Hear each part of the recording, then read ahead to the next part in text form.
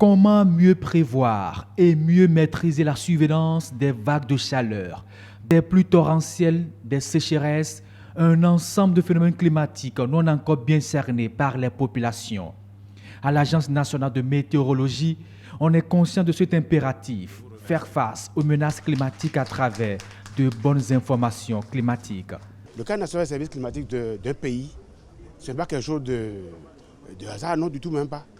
Ça dit que ça donne aussi bien plus de visibilité à la structure et ça démontre par A plus B le rôle transversal que la météorologie joue au sein du développement. Par exemple, quand je prends la pluviométrie, vous savez que les facteurs clés des saisons déterminent la production. Ce n'est pas parce qu'il pleut qu'il peut commencer par semer, non du tout pas. Chaque localité a ses facteurs clés. Est-ce que vous voyez? Donc, on ne se lève pas en l'air pour dire que oui, je vais semer parce qu'il y a ça, il y a ça. Non, du tout pas. Il y a des statistiques, il y a des études. Et ces études sont liées à chaque secteur.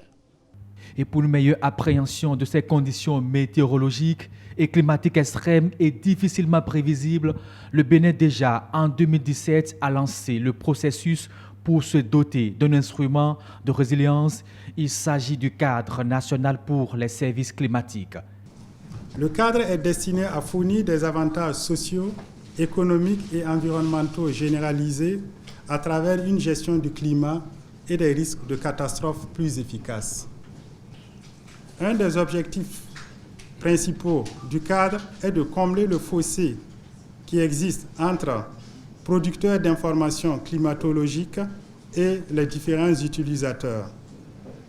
Ce but sera atteint grâce à l'introduction des cadres nationaux et régionaux pour les services climatologiques. Près de 2 ans après le démarrage du processus, on valide le plan d'action de l'outil, une étape importante ouvrant les horizons d'un renforcement des services climatiques. Le cadre national des services climatiques vise à renforcer l'information climatique d'une part, à améliorer les prévisions météorologiques et climatologiques d'autre part, afin de répondre aux besoins des utilisateurs et des décideurs.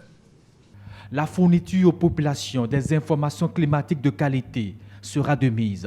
Elles vont réduire la vulnérabilité des différentes activités économiques, consolider la résilience des populations face au changement climatique, un défi de notre temps.